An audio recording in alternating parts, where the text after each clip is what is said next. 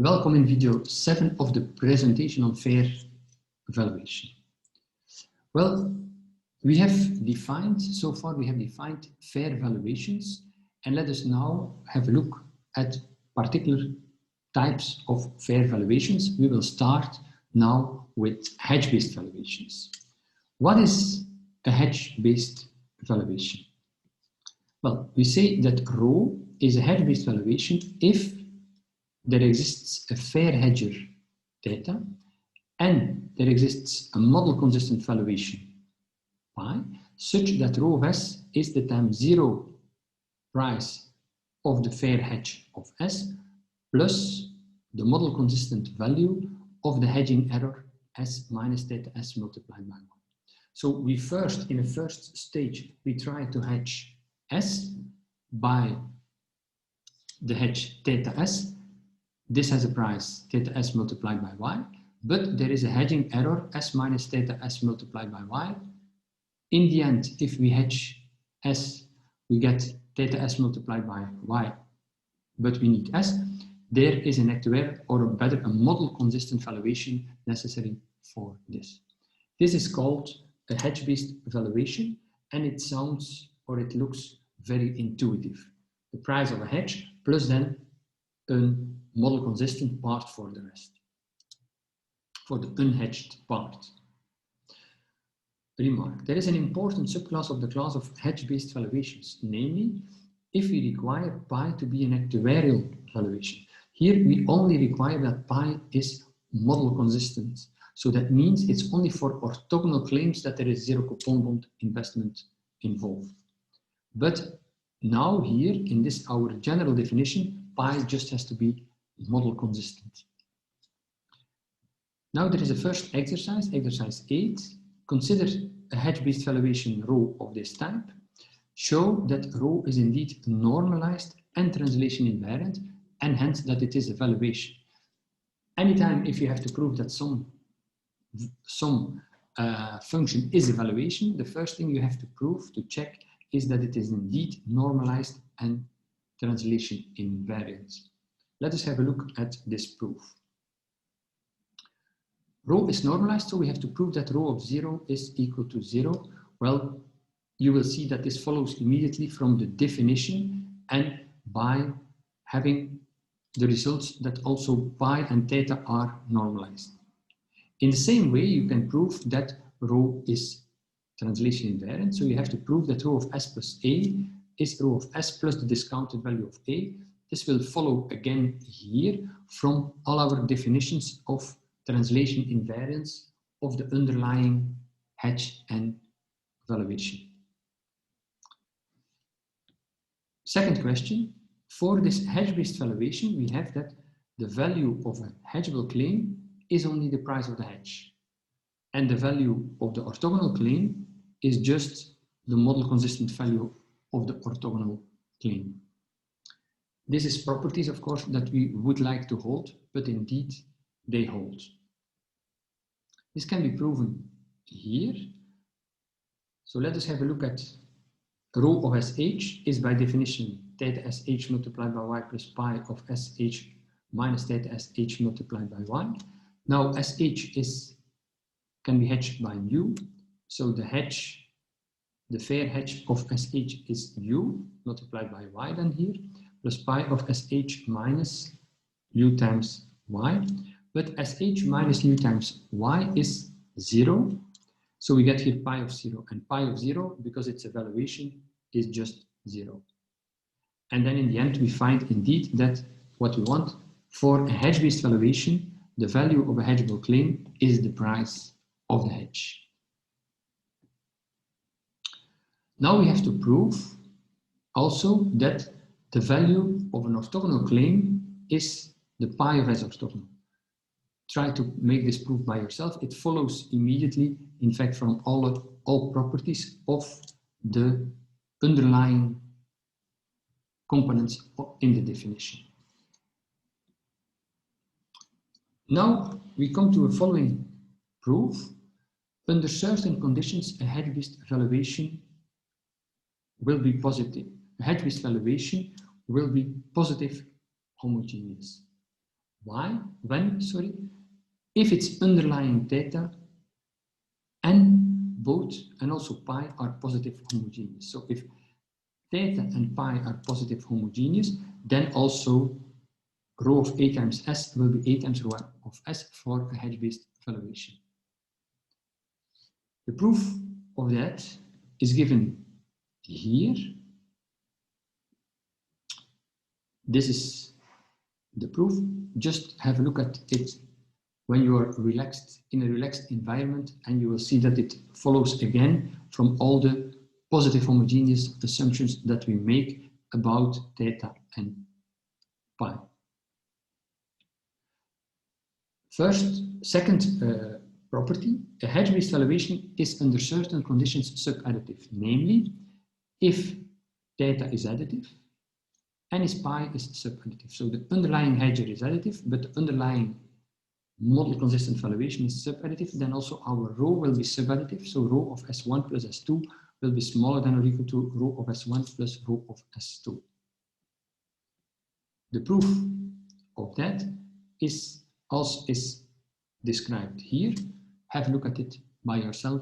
It is in fact straightforward to prove that.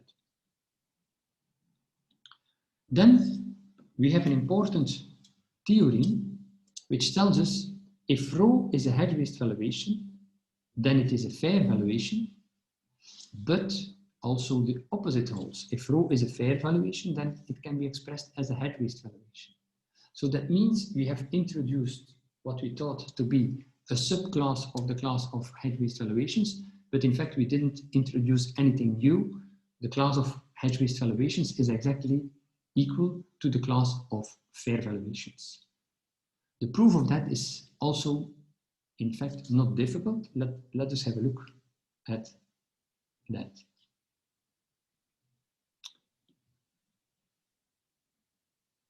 Suppose now that rho is a hedge-based valuation, then we will prove that rho is fair. That's the easiest part. So rho is a hedge-based valuation, so that means rho of S can be written as the time zero price of a fair hedge theta S of S plus the model consistent value of the hedging error. Or we can rewrite this a little bit between brackets theta S, and we write this number into a zero coupon bond investment of the same amount multiplied by Y. Now, because of our lemma that we have seen before, we have a fair hedger and we have a model consistent valuation here. So this valuation, this hedger between brackets, is a fair hedger. So we have UFS multiplied by 1. So what did we prove? We have started from a hedge-based valuation rho, and we have proven that it can be written as the time zero price of a fair hedger. And from a previous theorem, we know that rho is a fair valuation if and only if it can be written as the time zero price of a fair hedger. So we have proven indeed that rho is hedge-based, means that rho is also fair. Let us now have a look at the other direction of the proof. So let us now assume that rho is a fair valuation, and then we have to prove that it can be expressed in a hedge-based valuation frame. Well, we define another valuation, rho prime of S is theta prime of S multiplied by Y, where theta prime is a fair hedger, for instance, the mean variance hedger, plus rho, that's our original rho here, the rho which is supposed to be a fair valuation. If it's fair, it's also model consistent, of course. And then we take rho of S minus theta prime S multiplied by Y. So this here, rho prime, is by definition a hedge-based valuation. It's the price of a fair hedge plus rho, which rho is plus a model consistent value of the hedging error. Moreover, rho prime S can be written as rho of S. Why is that? Because rho is fair. Rho is fair, so that means that rho is also market consistent. Conclusion, we have proven that rho prime is equal to rho, and rho prime was a fair hedger. So if rho is a fair valuation, rho must be a hedge-based valuation. Sorry, so we have proven that rho is equal to rho prime, and rho prime is a fair valuation. Sorry, rho prime is a hedge-based valuation, so also rho is a hedge-based valuation. Now we look at the subclass of hedge-based valuations, which we will call the convex hedge-based valuations. If we take as hedger, so this is our definition of the hedge-based valuation, but the underlying fair hedger now is theta u of s. Theta u of s is the convex hedger theta u as defined before, and pi is a model consistent valuation pi. We call such a valuation a convex hedge-based valuation, obviously, because there is the convex hedge theta u involved. And of course, any convex hedge-based valuation is a fair valuation. Why is this? Because a convex hedge-based valuation is a hedge-based valuation, and a hedge-based valuation is fair. Now we look again at a subclass of the class of hedge-based valuations. It's the class of mean variance hedge-based valuations. We start with the mean variance hedger theta mean variance and a model consistent valuation pi. And now we define the valuation rho as follows. Rho of s is the time zero price of the mean variance hedge of s plus pi, where pi is a model consistent valuation of the hedging error for the mean hedger, plus the hedging error for s under the mean variance hedge. We call this, such a valuation, we will call this a mean variance hedge-based valuation. We call it a mean variance hedge-based valuation because it is based on the mean variance hedger. And now there is a corollary. The mean variance hedge-based valuation has some nice properties. So consider this mean variance hedge-based valuation here. First of all, rho is a fair valuation. The mean variance hedge-based valuation is fair because it's a hedge-based valuation, and any hedge-based valuation is fair. Moreover, if the pi is positive homogeneous, then rho is positive homogeneous. So if our pi is positive homogeneous, then rho is positive homogeneous. This follows from a result that we have seen before, because we said if pi is positive homogeneous and theta is positive homogeneous, then rho is positive homogeneous. Our theta is now the mean variance hedge, and this is a positive homogeneous hedge, as we have seen before. Second, or third result, if pi is sub-additive, then rho is sub-additive. If pi is sub-additive, then rho is sub-additive. We have seen a result before. If pi is sub-additive and theta is additive, then rho is sub-additive. Is our theta here sub-additive? Is our theta here additive? Yes, because we have proven that the mean variance hedge is indeed additive. So this is the proof of the corollary. Now, let us have a look at the subclass of mean variance hedge-based valuations with pi and actuarial valuation. Pi is an actuarial valuation now, so pi is more strict than just a model consistent valuation. We assume now that pi is an actuarial valuation. Then pi of s, of course, is the best estimate plus the risk margin. The discounted value of the best estimate plus a risk margin. Now, if we use pi as this actuarial valuation, then we find rho of s is, of course, the mean variance hedge of s, the time zero price of the mean variance hedge of s, plus, and then comes pi of the hedging error. Pi of the hedging error consists of the expectation of the hedging error. The expectation of the hedging error for the mean variance hedge is 0, because we have seen that the claim S and its mean variance hedge are equal in expectation. Or better, the claim S and the time 1 value of its mean variance hedge are equal in expectation. So this part, there is this first part here that disappears, and the only thing that remains is the discounted risk margin of the mean variance hedge. The discounted expectation of the risk margin of the hedging error. So remember, if we have a mean variance hedge-based valuation, and if pi is an underlying actuarial valuation, then we always have this result to hold. Special cases, the mean variance hedge-based valuation with the cost of capital principle pi can be written as follows. Rho of S is the time zero value of the mean variance hedge plus the discounted value of the risk margin, and the risk margin for the cost of capital principle is I times the value at risk at level P of the hedging error. What is the mean variance hedge-based valuation with the standard deviation principle? Rho of S is the mean variance hedge of S, its price at time zero, plus alpha times the discounted value of the standard deviation. Because of the same reason, this expected term, this expectation value of the hedging error is 0.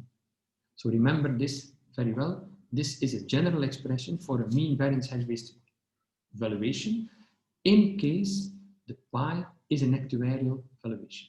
We will have a lot of examples afterwards where we consider these two types of mean variance hedge-based valuations. Then there is exercise 9. We consider now the following fair valuation. Rho S is the discounted value of the expectation under Q of the conditional expectation under P of S given Y. We have seen that this is a fair valuation in one of the previous exercises. But the question now is, can you express this rho as a mean variance hedge-based valuation?